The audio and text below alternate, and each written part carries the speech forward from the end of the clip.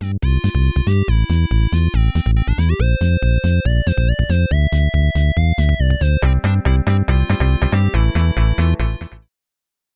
the video starts, I just want to say apologies for the background. It's not my usual, little figures and stuff.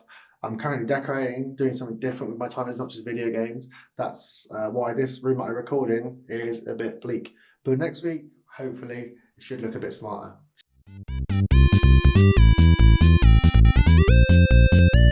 Welcome to 12, week 5 of Lockdown Chronicles.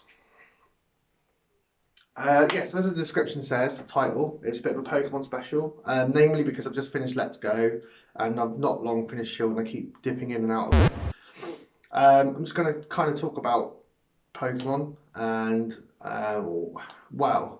basically my thoughts on Let's Go after finishing it to what I would say is finishing it. And yeah, Pokemon as a whole. Now, I've not played or owned Pokemon games since Pokemon Blue. I think I touched on that in my favourite games on the Switch. However, I have to say, I think that Let's Go and Shield are my favourite games for the Switch that I've played. And I've played quite a few, maybe not all of them, not all of the big ones anyway, but Let's Go is simple fun. There's no doubt about it. It's not a difficult game. And, I complete the Pokedex in about 35 hours. That's not including Mew because I didn't want to pay £10 for a Pokemon because you have to buy the Pokeball Plus thing. But with the help of some other Pokemon that I had from like Shield, so a friend of mine that had Eevee, Alex from the site, and some Pokemon I had from Go, trading them in, it was very easy to complete it. My problem was all I got was a little thanks from Professor Oak, and then I believe you can go and get this little e-certificate from the fake Game Freak studios that are in the game. Not like I don't know what I expected, but I kind of thought they might give me a special Pokemon or some sort of special power-up item, maybe one of the the special Evolve Stones, but you don't get anything concrete in game, and I think this could be where Nintendo are missing out on something like achievements or trophies. If you want to hear a lot about our trophy war, me and Mike in particular, then go listen to the PlayStation Pod where we both used to play very, very bad games just for trophies. But I didn't do any more. But, for example, when I beat the Valkyrie Queen in God of War, it was nice to see that trophy pop. And I kind of worked around the Mew because I got the Meltan into Let's Go from Go, and that made the Pokedex 151.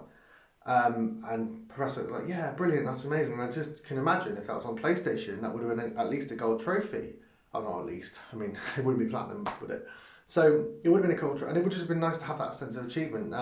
Yes, it's just down to my own kind of satisfaction, and it's mostly that it's a game that I've just been playing when I've been going to bed. So I've been taking the Switch up to bed and playing it, and just kind of not really paying attention to it while I was watching TV or whatever. But it would have been nice to have something a bit extra than just, oh great, you've completed it. And it was cool to see that message because I hadn't actually done that before on any Pokemon game. But I kind of wanted more. But what were my thoughts on the end anyway? It's not a difficult game. Like, I don't think I lost one battle the whole time. And that was just by keeping my Pokemon slightly high. I mean, they were only about level 60 when I finished the game. But there are these very easy workarounds that mean you can level up your Pokemon very, very, very quickly, using the catch bonuses and stuff. But does that make it a bad game? No. Pokemon is what it is. It's fun. It's just fun, and it's simple, and it's a JRPG grind. Now, what I kind of surprised myself with, in a way, is I don't usually like games where it's just about grinding, and I have realised that Pokemon is, because the stories aren't exactly out of this world, are they? They are boy goes or girl leaves the house, has to catch loads of Pokemon, and then finishes their journey. And sometimes there are some bad guys along the way who try and do you over. That's kind of it. The game is just about walking around and catching Pokemon. That is what it is. You kind of just have to enjoy the world that they've created and the fun of it, I suppose, and not look for anything more. A close example I can think of grinding where I made me give up on the game was Monster Hunter. I didn't see the point in continuously grinding just to get bigger monsters. Pokemon basically grinding just to fight bigger enemies and kind of progress the story. But Pokemon Let's Go, obviously I knew the story because I've played Blue so many bloody times. It was just for the simple enjoyment, and it's not a game that I ever played as my main game while sat on the couch. So far, I'm not American. But it was a game I play a lot idly, hands-free, or whilst I was watching something else, and it was something I definitely enjoyed. It's not a game that's going to completely take over your life or completely distract you. I think for me, it was a secondary distraction to watching something simple, like I said.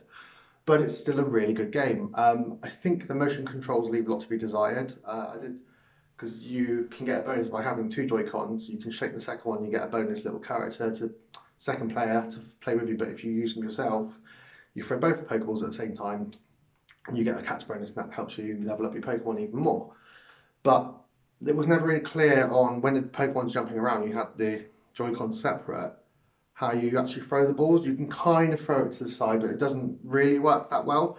And I think that's maybe partly because they don't have a capture bar like the Wii did, to know where your hands are and stuff like that.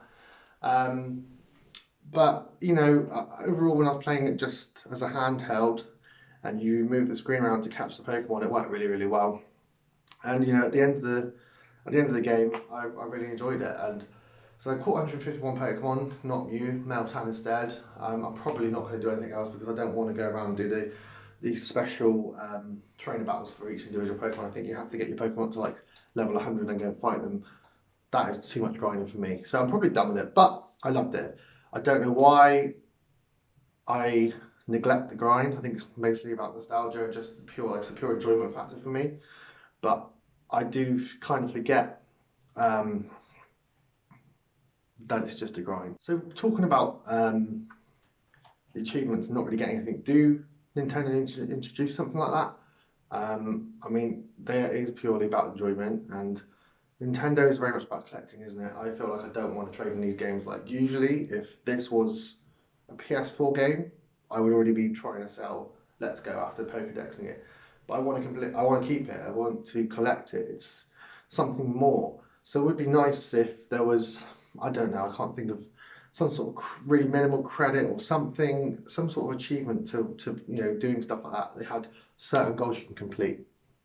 Even mobile games have achievements now. Currently, while we live in, we constantly need recognition for what you do.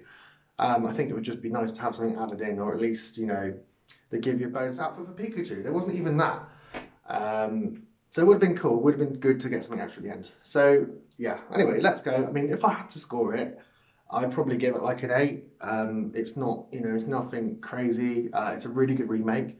There is so much of the original game in there. Obviously, there aren't the trainer battles, but the Pokemon Wild battles, I mean, but I didn't miss them at all. I thought it was fun. It was just fun. It was one of the most fun games I've played in recent times, just for pure, silly, childish fun. Shield is actually probably my favourite Nintendo Switch game, and I'm surprised by how much I loved it. And it's made me wonder if I missed out on all those other Pokemon games I never played, which I may do at some point. But let's be realistic. I thought the story was really good and different. I thought the Gigantamax battle added a lot extra to the game, and the wild area was just so fun. And I just spent hours grinding, doing Gigantamax battles, and because they give you an easy way of using candy to level up your Pokemon, it becomes very achievable to get lots of Pokemon quickly and get them powerful. And I really like that. However, that makes the end of the game very easy. Again, I don't remember losing any battles.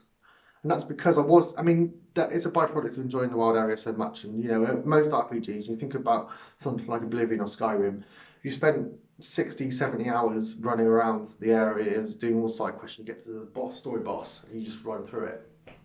Very similar sort of thing, I think. But it would have been nice to have a challenge at some point, and surely they must know people are going to go to the wild area, do the raids, do the Gigantamax battles, become really powerful, and then move on.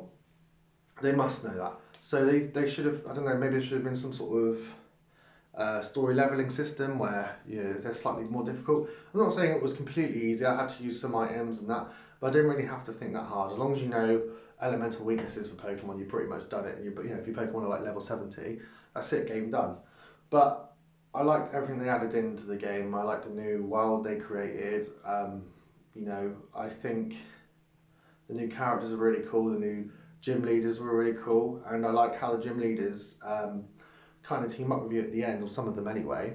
And you get a lot more story in it, and then instead of just going gym, finish game. There's a lot more to it than that. There's a guy who's trying to do everyone over by Gigantamaxing Pokemon, and there's all this stuff about the legendary Pokemon and stuff like that. Now, do I want a Pokedex Shield? No way, no way in hell. I mean, the time it would take me. At one point, I did want to do it, but the time it would take me would be insane. I did start to do it, and I think maybe when I'm bored, I might just pop back on and do a bits and pieces of leveling. And yes, it is easier now. Now as home exists in the world, you can go on and you can get more Pokemon. But it's just an insane task that I don't really know if I can be arsed with, to be honest with you. So I might do. But anyway, yeah, I'd give Pokemon Shield a 9. I just think it's brilliant. It's not as simple as Let's Go. You've got a lot more. There's a lot more battles. You've got the wild area. There's loads of new Pokemon that I still don't know. I don't know their elemental weaknesses still, which is good. It gives me a lot more to learn if I want to go back. And I am looking forward to playing the DLC when it comes out. I've really enjoyed my Pokemon experience on Switch. I think they are the perfect Nintendo game, and for me, I personally enjoyed them more than Mario and Zelda. I'm 3 Divine Beasts into Zelda, but I think that Pokemon has topped it for me. And I'm kind of a bit gutted that I've completed both of them now. I'm going to be looking for a similar game to Pokemon, so if anyone's got any games that are similar to Pokemon that I can play on the Switch. I know Digimon Cyber Sleep's just about to come out. I've played the first and not the second, so maybe that. Something like Pokemon on the Switch, please let me know in the comments. Please recommend me something else to get on with. So yeah, that's it. That's all I've been doing. I haven't really played much more of Final Fantasy since last week. I've just been watching lots of TV and movies. I might do a TV and movie special of what I've been watching during lockdown next week. And then also, I haven't played much more Resident Evil 2 or 3, so I know I promised a 2 and 3 review, but I want to play 3 a bit more until I give it my final thoughts. So yeah, cheers for tuning in, and as always, go and check out all the reviews on the website. Yes, it's slow at the moment because there aren't many games coming out, but we're still putting articles out every day. We're still putting videos out 4 or 5 times a week. Please subscribe to our YouTube channel if you haven't already. Please watch all of our videos. We are just trying to make it as much as we can, and we really appreciate the subscribes and the likes and the comments. And yeah, I'll be back next week with even more gaming nonsense.